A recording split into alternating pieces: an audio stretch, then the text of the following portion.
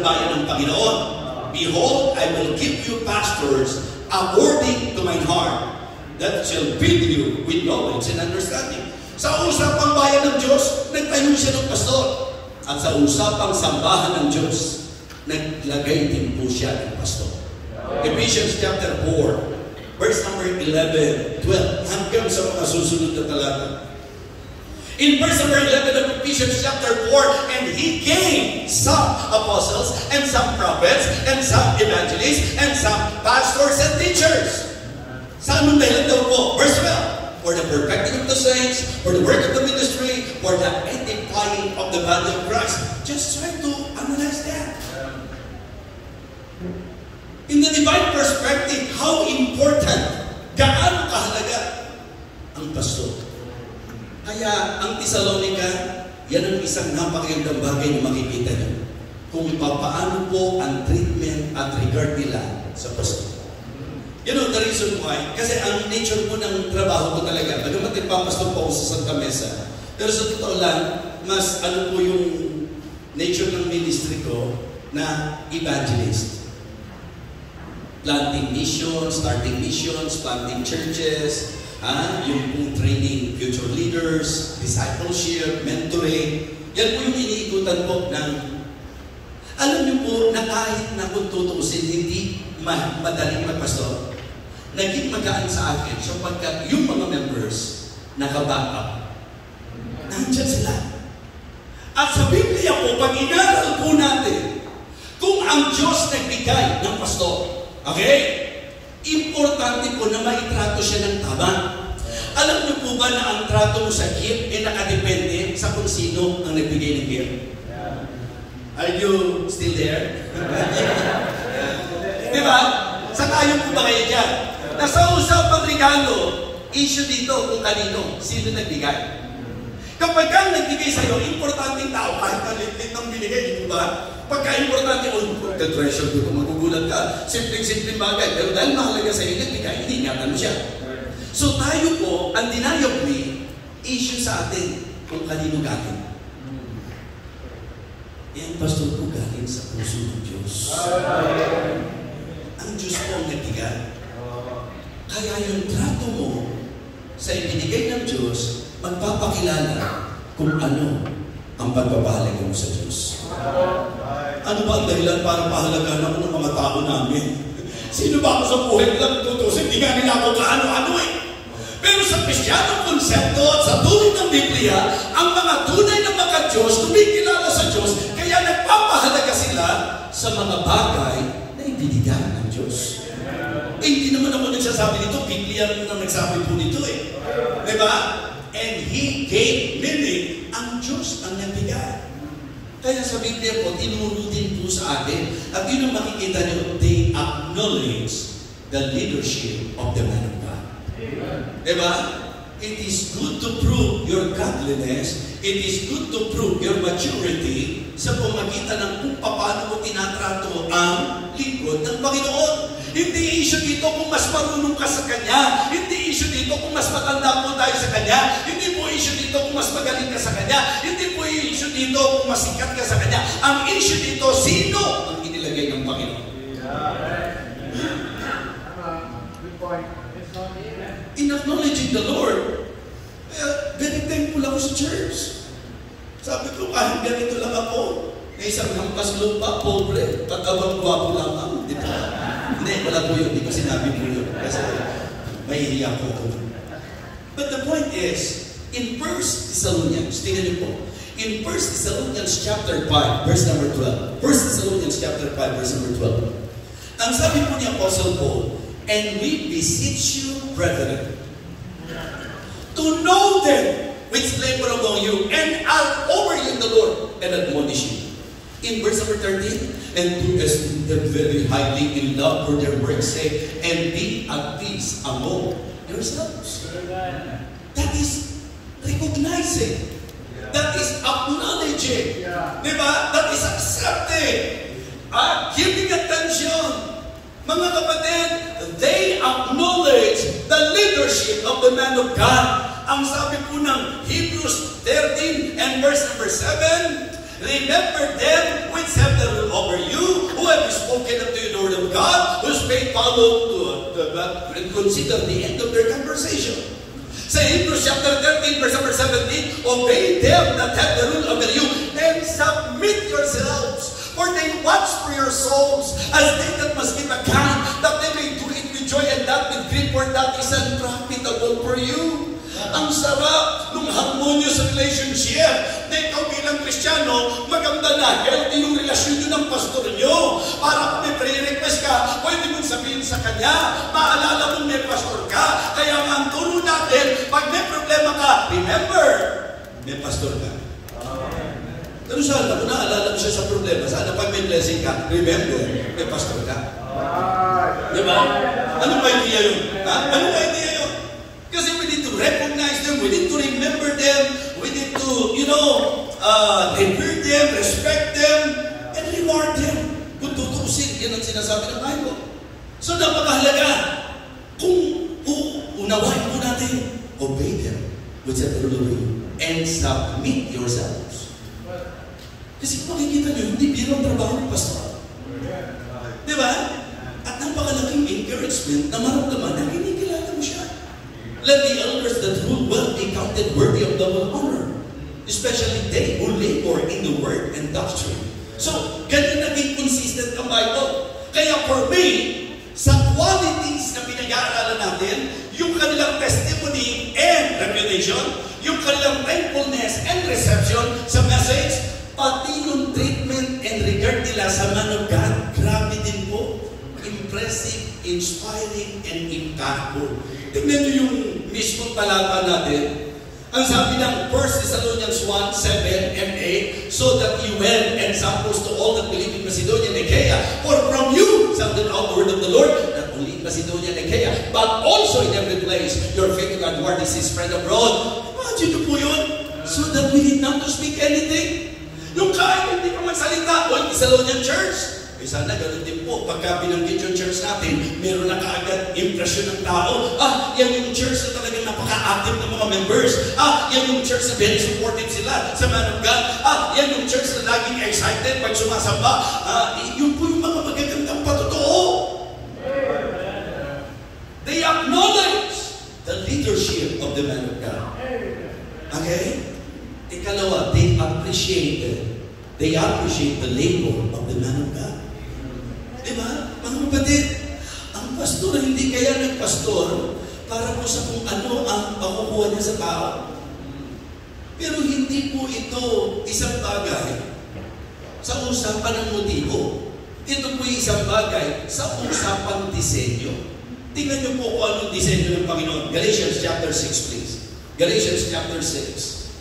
Let him that is taught in the word, verse number 6. Let him that is taught in the word communicate unto him that teacheth in all good things.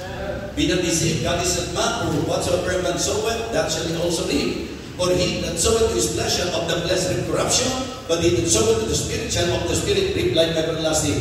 Ano sabi ng verse number 9? And let us not be weary in well doing, for in due season we shall reap if we faint not. And in verse number 10, as we have therefore opportunity, let us do good unto all men, especially unto them who are of the household of faith. Kapatid, napakalaking bagay po sa aming mga pastor na maramdaman mo na andyan ang mga miyembro na merong karamay ka sa gawa.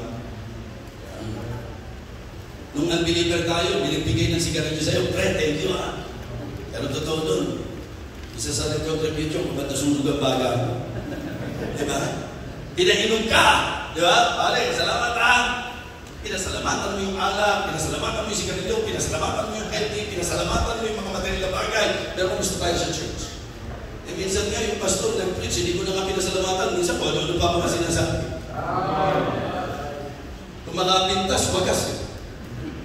Kapatid, nakikita ng Diyos radyo. Diba? Hindi naman po kaya naging pastor, ang pastor, dahil siya perfecto. Kaya ang tawag po sa pastor, man of God, tao ng Diyos. Pagka nakikita nyo siya may pagkukulang, kasi nga po tao. Kaya pag pinag-uusapan po namin yung pagiging tao, hindi nakapagtataka na may pagkukulang kami. Mga kapatid, pero pagka pinag-usapan tao ng Diyos, ang binibigyan binibigyang pansin na natin doon is the God-given authority. Dahil ang Diyos ang siyang nag-anoint, ang Diyos ang siyang nag-appoint, at ang Diyos ang siyang nag-authorize ng taong kanyang tinawag. Kaya mga kapatid, sa totoo lang, nung tawagin ako ng Panginoon, parang, hindi ko basta maintindihan. Dahil ang paborito kong kanta, yung Why Have You Chosen Me? Sa salvation, hindi naman natin deserve. Pero, niligtas tayo ng Panginoon. Sa ministry, hindi ko rin deserve. Kasi Apostol Pablo nga, eksakto yung sinabi niya. 1 Timothy chapter 1 verse 12, and I thank Christ Jesus my Lord, who hath enabled me, or that he counted me faithful, putting me into the ministry. Hindi ko maintindihan yan. Na isang makasalanan, niligtas ako ng Panginoon. Tapos, tinawag ako sa ministry. Yan po yung mga, ang tanong ko, why have you chosen me? Nasave ako, Lord, why have you chosen? Diba? Tinawag ako sa ministry. Ako, why have you chosen? Sinagot ako ng wife ko, sa dami na naliligaw sa kanya. Yun din ang tanong ko, why have you chosen? Tanong ng asawa ko, hindi ko rin alam. Ang ganyan, ang minamahal, it is really great and wonderful na matuto tayo mag-appreciate. Opo, itinuro po namin sa church, hindi lang pastor nyo, kahit sino pong nangangarap, kahit preacher nyo lang po, basta nag-ministeryo sa inyo. Di ba sabi ng Bible lahat ng bagay dapat pinasasalamatan, at mabuting bagay, ipapasalamat tayo muna sa lahat sa Panginoon. So kaya maganda rin pong reputasyon, patotoo, na yung church, very thankful sa salita ng Diyos. Kaya yung pastor natin, hindi nyo alam, nagpuyat po yan, nag-pray po yan. So, ano man ang tingin nyo, kung hindi ka na-bless, di ba mo nang sabihin na-bless ka, pero dahil pinag-ministeryohan ka, magpasalamat ka. Let us develop that attitude. You know what? Pagka naramdaman ng pastor na kahit pa paano na-appreciate siya, lalo siya na-motivate. Amen? And then last but not the least, let us affirm our love to the man of God. Diba? Acknowledge his leadership, appreciate his labor, and affirm our love. Hindi ako yan. Bible po nagsabi niya. 1 Thessalonians 5:13, and to esteem them very highly in love for their work's sake, and be at peace among yourselves. Kaya yung pong message natin, bakit sila naging exemplary church? Diba? A model, an example, a pattern to follow, a church worth imitating. Because of their acknowledgement, mga kapatid, sa leadership. Because of their appreciation sa labor. And because of the approbation of their life. Yung ating tatlong tinalakay, binigyan pansin po, yung testimony nila, yung treatment nila sa man of God, yung take nila sa salita ng Diyos, napakagandang quality. First time na po tayo nagkasama-sama. Pero sana po huwag mawala sa puso at isip niyo ang napakagandang paalala ng mensahe ito. Kung mangangarap tayo para sa church natin, sana po isang araw tayo po yung i-consider na church na magandang halimbawa, so that you were examples to all that believed in Macedonia and Achaia. Sana dito po sa Mindanao, sana sa Pilipinas, at maging sa ibang bansa. Because your faith to God word is spread abroad, so that we did not to speak anything. Ano ang silbi ng Kristiyano ka kung walang liwanag at intact ang buhay? The same thing. Anong silbi ng church tayo ng Panginoon kung wala tayong impact? Let us pray for the harmonious, healthy, happy, and honorable church.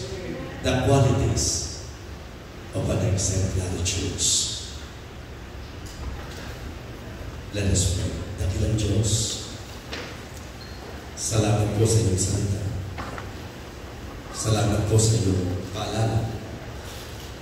Salamat po sa iyong pagtutulong. Salamat po sa iyong pagsaway sa bawat isa sa amin. Dakilang Diyos, nawa naging sensitive po kami. Nawa dakilang Diyos, hindi namin tinignan mababaw ang mensahe. Nawa dinala po kami dito sa realization ng mga bagay na dapat namin i-improve sa aming mga buhay. Thank you for the example of this local church. Maybe imitate them, Heavenly Father. Nawa sila po ang gayahin namin, tularan po namin sa usapang patutuo at reputasyon, sa usapang pasasalamat at pagtanggap ng iyong salita, sa usapang pagtrato at pagbibigay ng tamang regard sa iyong tagapangunan. Dakilang Diyos ay po ko'y pinagkakatiwala ang impact ng mensahe ito sa buhay ng bawat isa. Sa pangalan ng Jesus, tumayo po tayo lahat. Members, hindi ko po ganun kakilala ang inyong pastor. At hindi ko rin po ganun kakilala ang mga members ng church na ito. Pero isang bagay ang alam ko, na kahit saan ang salita ng Diyos ay laging napapanahon. Kung tayo po ay nakinig ngayong gabi ito, at kung ang banal na Espiritu po ay nagbigay ng conviction, if the Holy Spirit is convicting us, if the Lord talk to you through this message, isang napakagandang ugali po, attitude na tayo po ay tumugon. Kung ikaw ay kinausap ng Panginoon at ikaw ay naliwanagan at nagpapasakop sa authority ng salita ng Diyos, and in your heart you want to apply this message as an individual Christian, as Church of God, you want to apply this message, why not leave your place and come to the altar? Lapit po tayo dito sa altar. Lord, thank you po for talking to me. Salamat po sa mensahe mo. Ang linaw po ng iyong salita. Nakita po namin ang mga bagay na dapat namin matutunan.